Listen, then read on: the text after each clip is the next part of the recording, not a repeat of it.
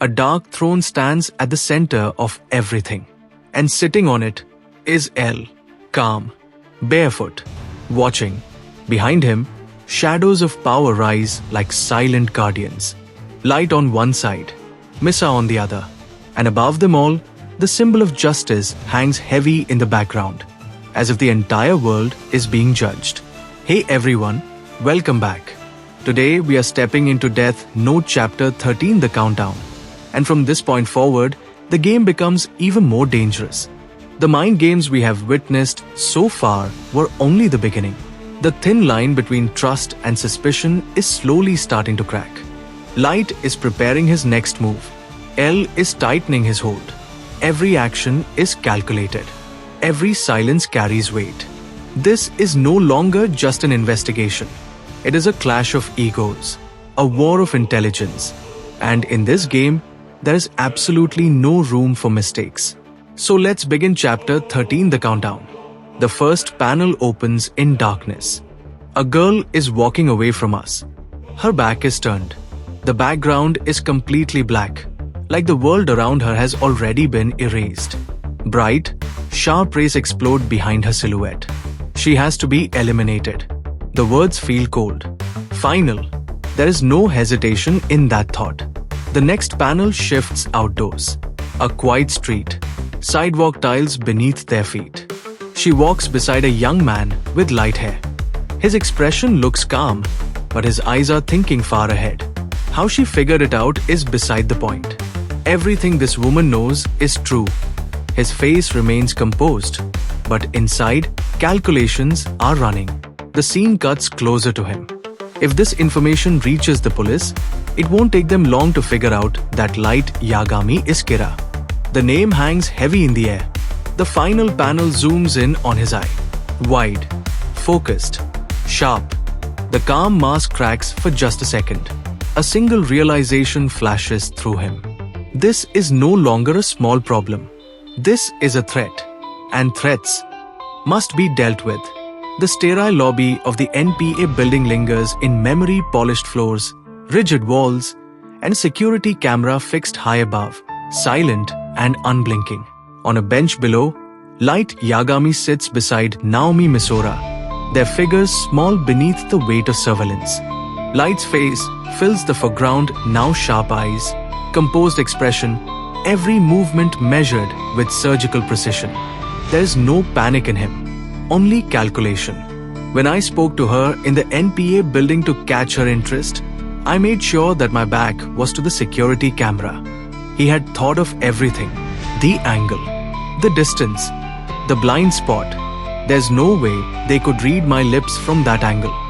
His gaze remained steady, confidence rooted not in chance, but in planning. A surveillance camera dominates the frame, cold and mechanical. Its lens stares outward, capturing everything and understanding nothing. Light's reasoning unfolds with quiet certainty.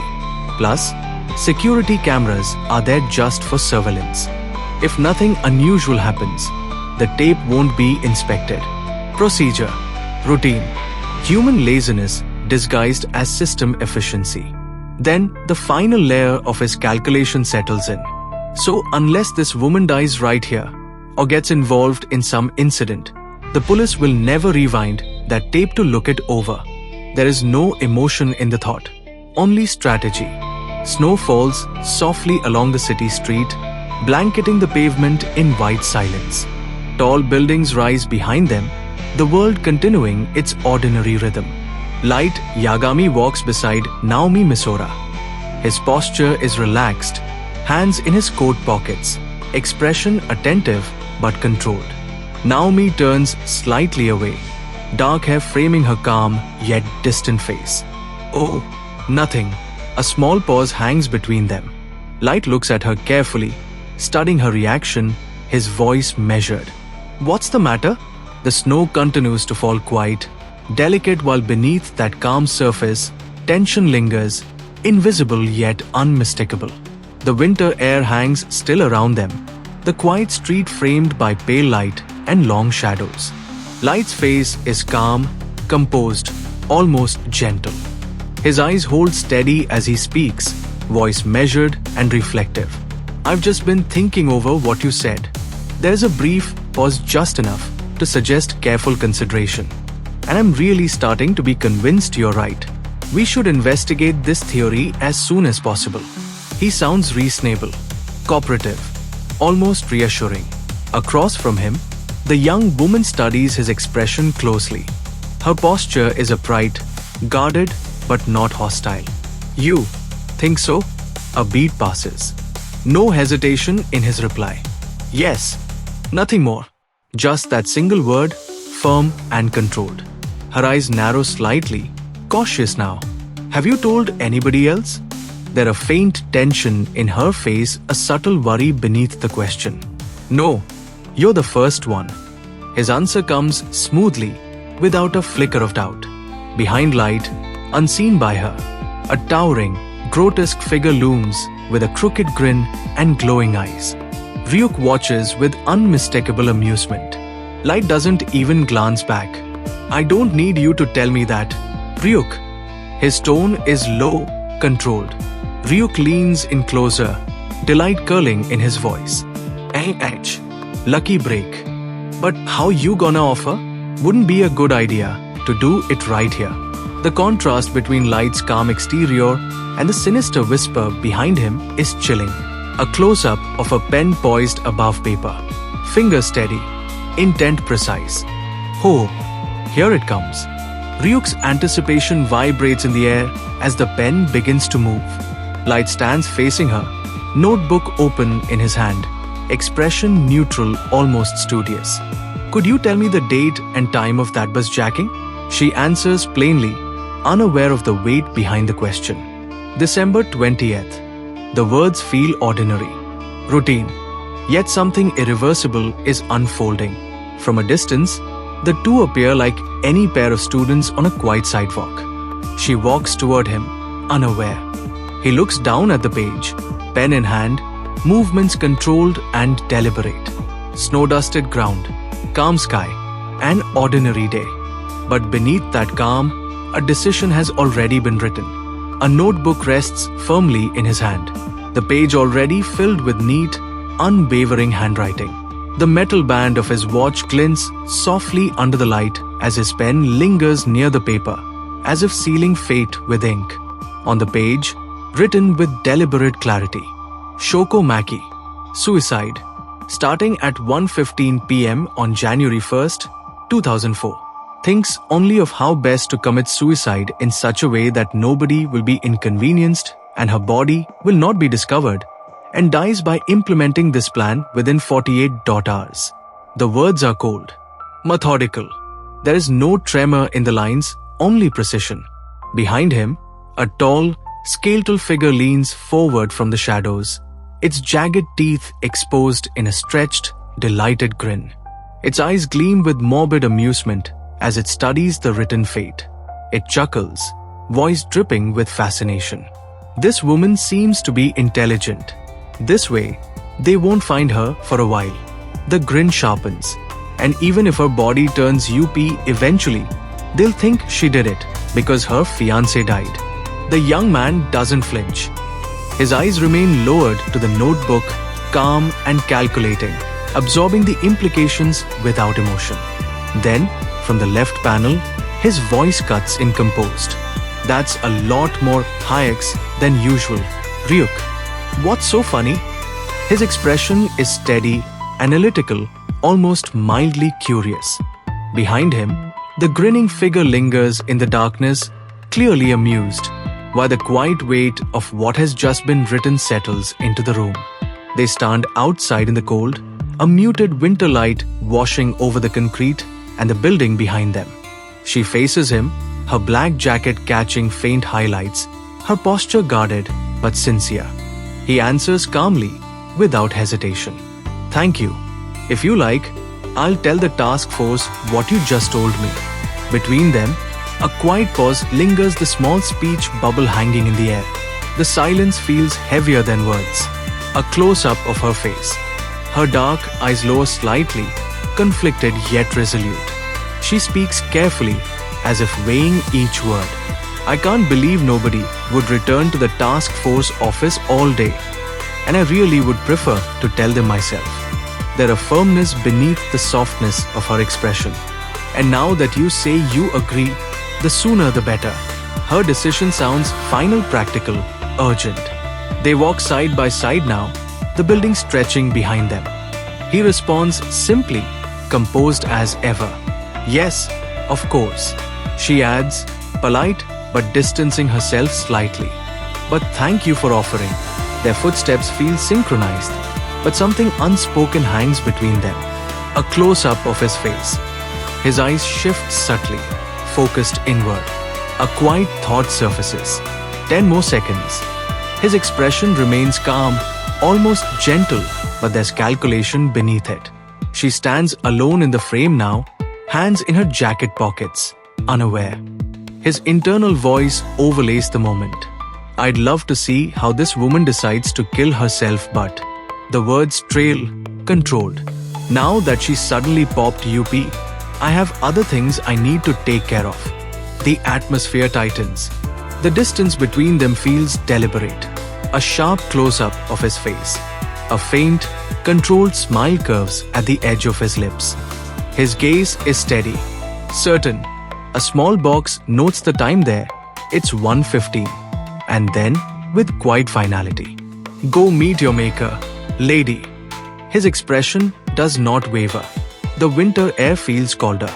They walk quietly along the pavement, the city moving around them, as if nothing in the world is wrong. They will catch Kira, won't they? Her question lands gently, but it carries weight. For a split second, Light's composure falters. He answers quickly, steadying himself. Yeah. His voice sounds calm, almost reassuring. But inside, something is beginning to shift.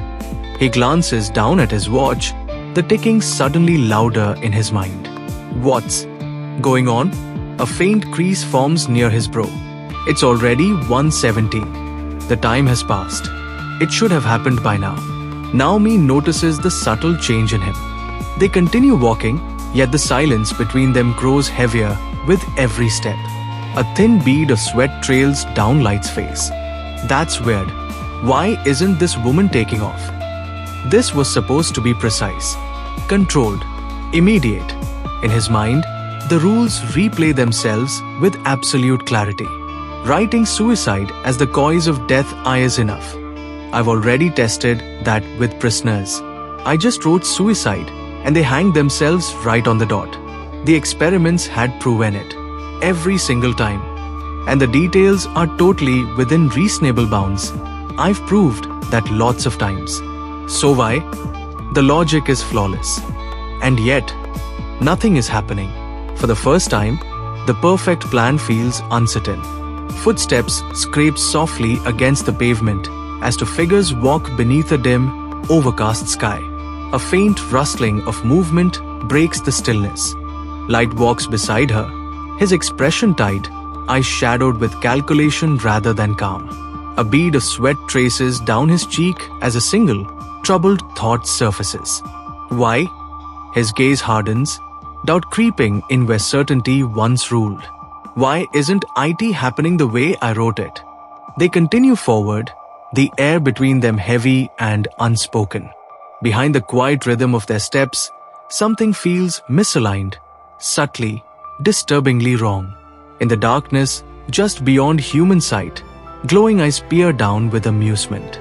Light's voice drops, low and controlled, but edged with suspicion. Ryuk. The Shinigami's grin stretches wide, jagged teeth bared as his shoulders twitch with grotesque delight. The sound echoes in Light's memory, unsettling, out of place. Come to think of it, he was laughing like crazy when I wrote her name down earlier. Light's eyes narrow further as realization begins threading itself together. The laughter hadn't been random. It hadn't been meaningless. And not just when I wrote her name. His thoughts sharpen, dissecting every detail.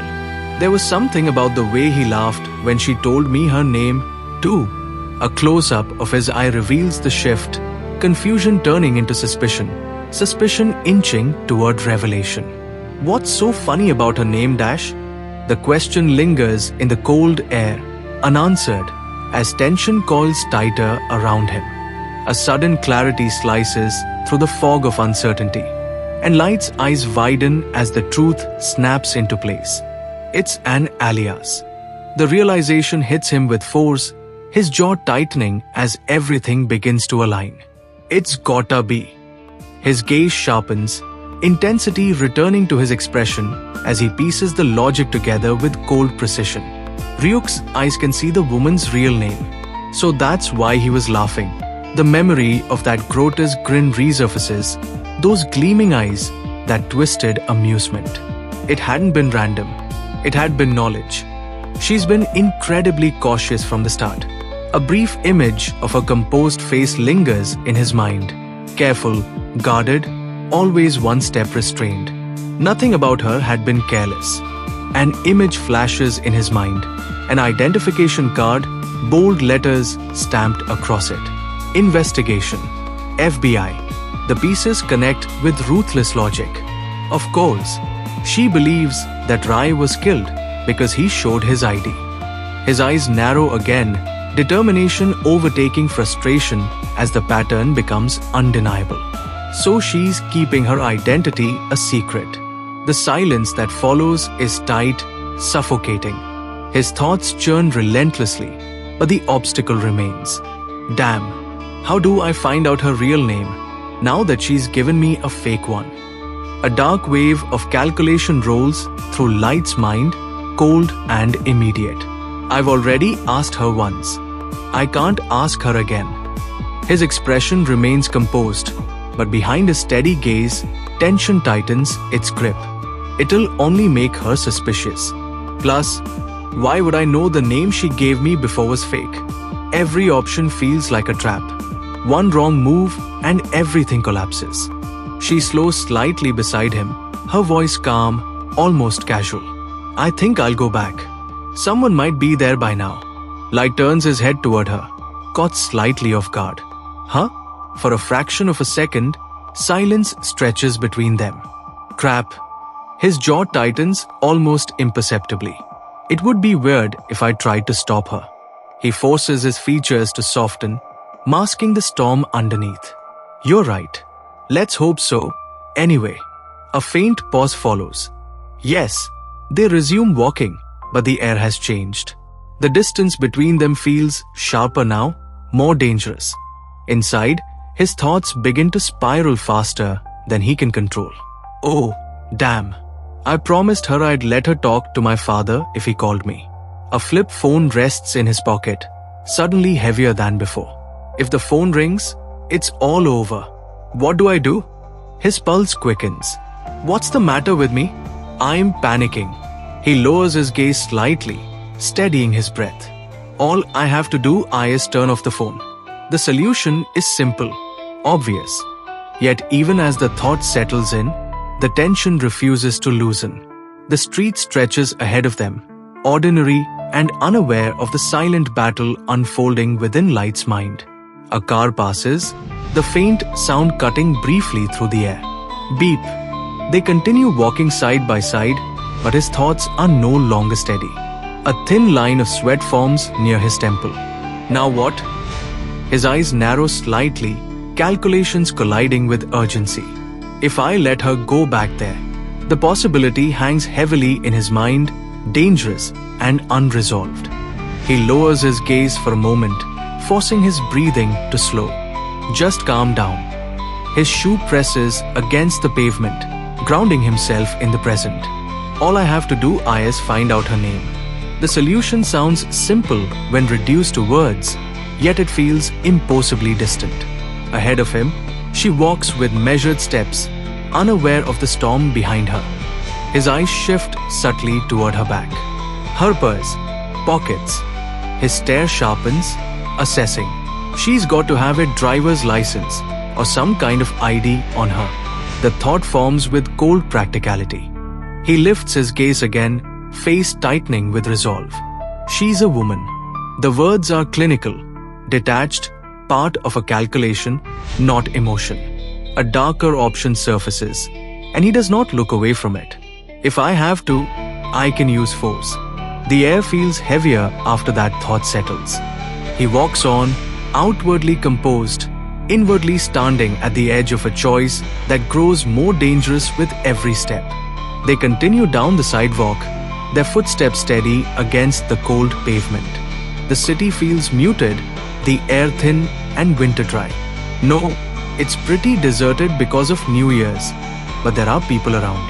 Can't cause a disturbance. Light's eyes scan the surroundings without turning his head fully.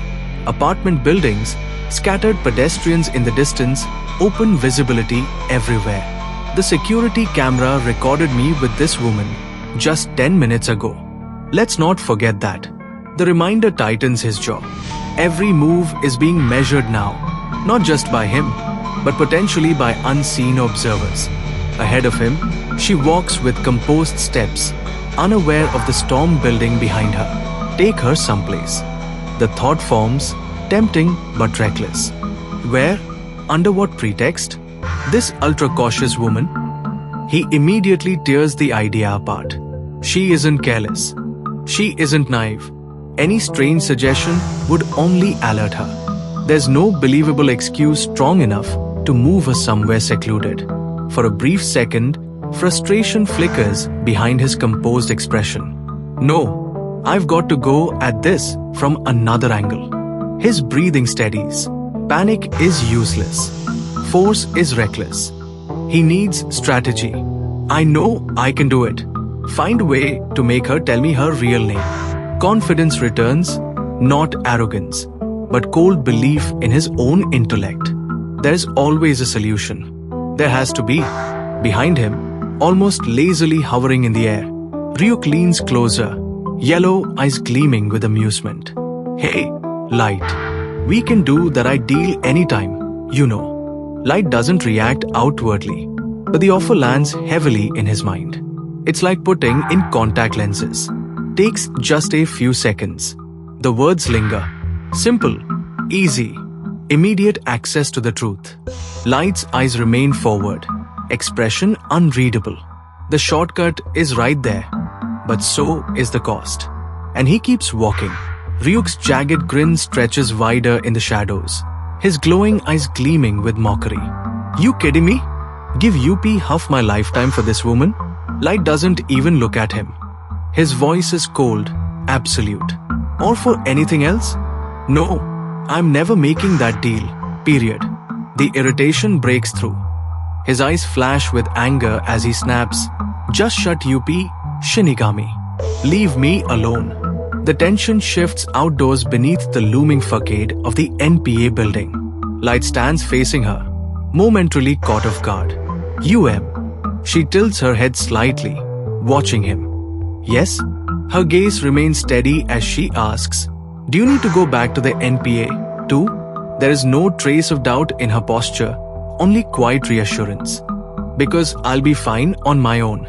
A small silence settles between them.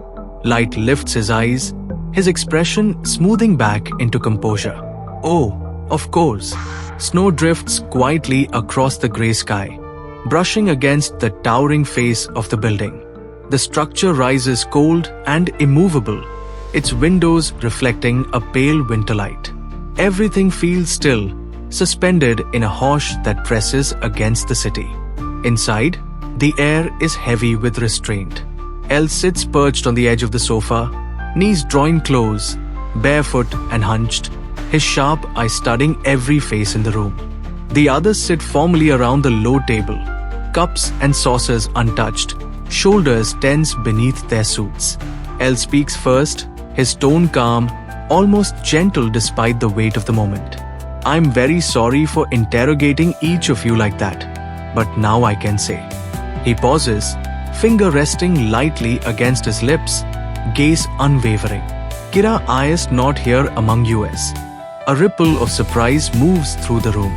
One of the men leans forward slightly, brows knitting together as he searches Ellis' face for certainty. Ryusuke, what makes you so sure of that? The question hangs in the quiet room, mingling with the faint clink of porcelain and the soft rustle of fabric. L remains crouched, eyes wide and reflective, his expression unreadable as the tension settles into a deeper, more complicated silence. L is dark, eyes narrow slightly, a faint, knowing curve touching his lips. His voice remains calm, almost conversational. Well, to put it simply, I had prepared a little trick to test whether you were Kira. He holds their gaze without blinking, letting the implications settle over the room like a thin layer of frost. Then, just as evenly, he adds, "But I didn't even feel the need to use it on any of you." Across from him, the men sit stiffly on the sofa. One stares ahead in stunned silence. Another's brows lift behind his glasses. A third's eyes widen slightly, all of them absorbing what he has just revealed. No one speaks. The weight of his confidence presses against them. A sudden sound slices through the stillness. Beep, beep, beep, beep. The sharp electronic tone repeats insistently. L glances down toward his pocket. "Excuse me." Beside him, one of the investigators looks over, confused and slightly indignant. "Hey, after telling US to turn off our phones." L has already lifted the phone to his ear, posture still hunched, expression unchanged. His voice is quiet, direct. "Fine. We've just finished. 2. Use your own key to let yourself in." A brief pause as he listens. Then, without looking up, he announces to the room, "Vatari I is here." The atmosphere shifts again, subtle, but unmistakable. Several heads turn toward the door. The teacups on the table sit untouched, steam long faded as anticipation gathers in the silence. The door opens without hesitation, and an elderly gentleman steps in as though he owns the rhythm of the room. His black suit is immaculate, his posture upright, his movements deliberate. He lifts his hat with composed courtesy, cane tucked neatly in one hand, suitcase steady in the other. His presence is calm, almost ceremonial, as his voice breaks the silence with polished civility. "Good afternoon, gentlemen." The greeting lands softly, but the air tightens instantly. Across the room, a young man sits crouched, chin resting against clasped fingers, eyes sharp and unblinking. He does not speak. He studies. The smallest details are measured and filed away behind that quiet stare. Then the reaction hits. Several men jolt in disbelief, faces drained of composure. Shock ripples across their expressions, mouths slightly open, eyes wide. The room that moments ago felt controlled now hums with exposed tension. The elderly gentleman closes his eyes briefly, as if disappointed by something obvious. His tone remains steady, almost instructional, cutting through the unrest with calm precision. Coming here dressed in that get-up is like holding UPA sign saying, "I'm Vera." People would guess right away that Ryusuke is in this hotel. The words fall like a verdict. No shouting, no theatrics. Just a clean, undeniable truth placed at the center of the room. And in that stillness, everyone understands the mistake. The elderly man stands with his back partially turned to the room, his posture steady, his presence composed and authoritative. The men seated before him watch with cautious attention, their earlier shock now settling into wary focus. His voice is calm, deliberate, revealing something far more significant than mere courtesy.